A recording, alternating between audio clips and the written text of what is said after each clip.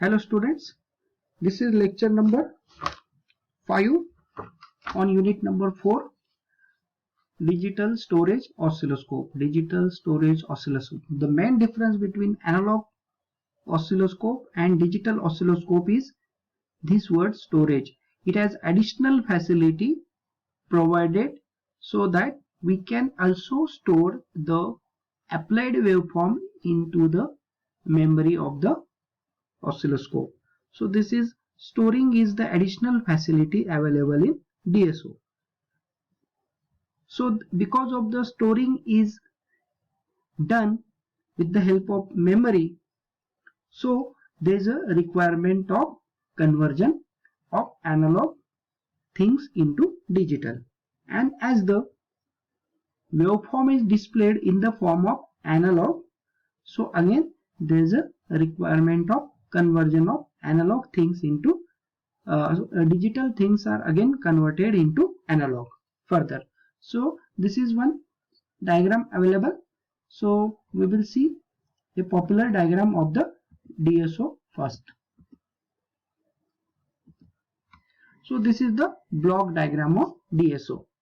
So in this block diagram, let us familiar with the blocks first. So here this block diagram is for the single channel. So only one input is mentioned. The similar diagram can be also extended for the dual channel by simply adding this horizontal, this vertical section. This section is when we duplicate this section, and if we draw it here, so that will be for the dual trace DSO. So input is applied to the input attenuator, then it goes to vertical amplifier, then it goes to sample and hold circuit. The flow is from left side to right side. You can see the input attenuator, then vertical amplifier, then sample and hold circuit, sample and hold circuit, then it is to an analog to digital converter, very popular ADC. Then it is given to the memory. The output is taken from the memory, and then it is given to conversion again, digital to analog converter, and then it is given to vertical deflection amplifier that we seen in the CRO, and then it is given to the vertical deflection plates. So the output of this vertical deflection amplifier is given to vertical deflection. Similarly, the output from this trigger circuit, this is vertical section. The same is given to the horizontal section. So this is horizontal section. This particular part is horizontal section. In horizontal section, trigger circuit is there. The output of trigger circuit is given to the control logic, digital control logic, and then digital control logic signal is given to the ADC. Again, it is given to the horizontal deflection amplifier and to the horizontal deflection plates, HDP, horizontal deflection plates. This is vertical deflection plates. So this particular side from trigger circuit to control logic and then DAC, and this horizontal deflection amplifier, this is horizontal side. This is horizontal side, and this particular side is vertical side. So vertical amplifier in that line, so this is vertical side, and horizontal amplifier in this line, so this is horizontal side, similar to the oscilloscope that we seen earlier. I show you the diagram. This is what the vertical side, this is vertical side. In that vertical amplifier is come, and you can see that the trigger circuit and that sweep generator, that comes in horizontal side. So this is horizontal side. Now we can explain the block diagram. The unknown input is connected to the input channel of the DSO. It is given to the attenuator or amplifier, free amplifier. So attenuator, if required, it attenuates it. It is given to the vertical amplifier. If it is required to amplify, it can be amplified it. Then that signal, before conversion of analog signal to digital, this block is essential. This block facilitates ADC to convert the analog input into digital. So this sample and hold circuit is simply a capacitor and switching circuit that is responsible for the sample and hold type of output. That sample and hold type of output are then easier for the ADC to convert into digital. So this only facilitates for the ADC to convert that analog input into digital. So this is required for the ADC only. So output is now in the form of digital data, n-bit digital data. So that data is given and it is stored into the memory if required, so that instructions are given from the control logic. If we want to store, so we can have external knob provided.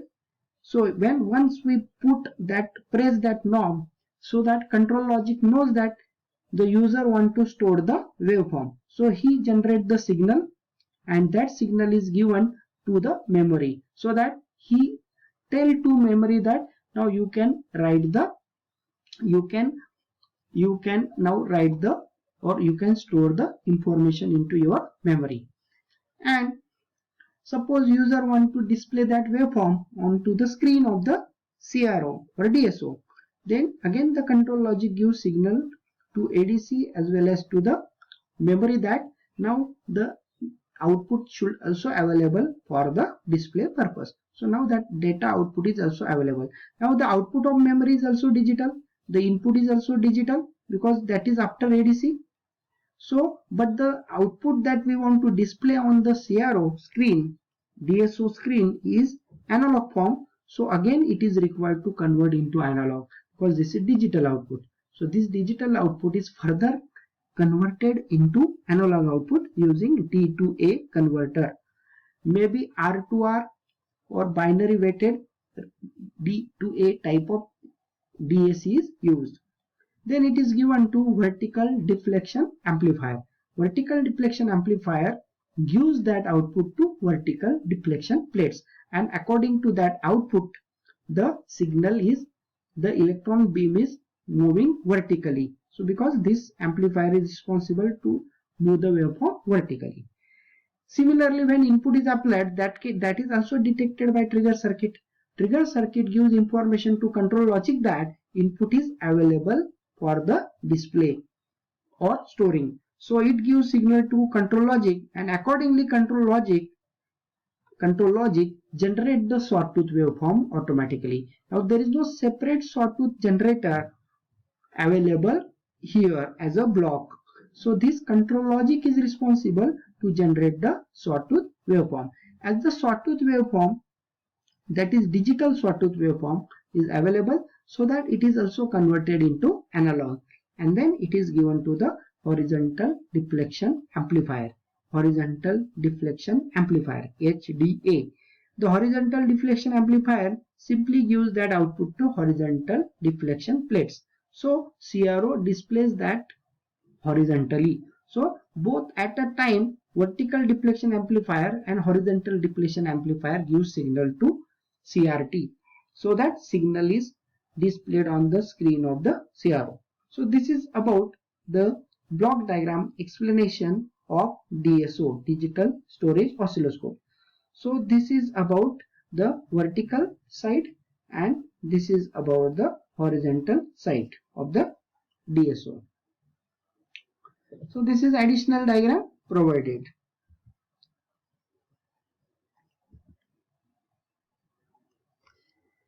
The digital storage oscilloscope, a conventional digital storage oscilloscope, is also known as digital storage oscilloscope, DSO. The display typically relies on a raster type screen.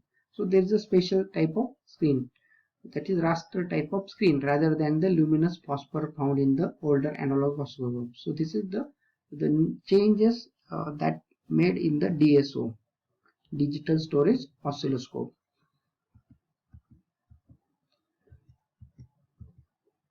So advantages of digital oscilloscope: trend towards the digital. Now we know that all types of instruments are now converted into digital. So this is also facilitated that we can use the digital things. So there's a facility of the storing the waveform. There's a facility to recall the waveform anytime. So n number of waveforms we can use, so that it is easy to use, one shot measurement, that is also possible. There are different functions available on the screen of the DSO, so we can measure different things with the help of external terminals. Recording is possible. Triggering, different types of triggering also possible to apply. Data we can reuse, and there is also connectivity is possible. We can connect DSO to external peripheral devices also. So these are some of the conversion, sampling and interpolation. That this part is related with ADC, because ADC is required to convert the incoming analog signal into digital with the help of this sampling rate. So there is a sampling rate. So as per that sampling rate, the waveform is displayed on the screen of the, this is the screen of the DSO. In this way, the waveform is displayed on the screen of CRO with the help of this sampling rate of DSO. And this is the simplified diagram of digital oscilloscope. I hope that you understand DSO block diagram in this explanation. So this particular block diagram is expected, and based on this block diagram, explanation is expected. So in next we will discuss analog ammeter and voltmeter. Thank you.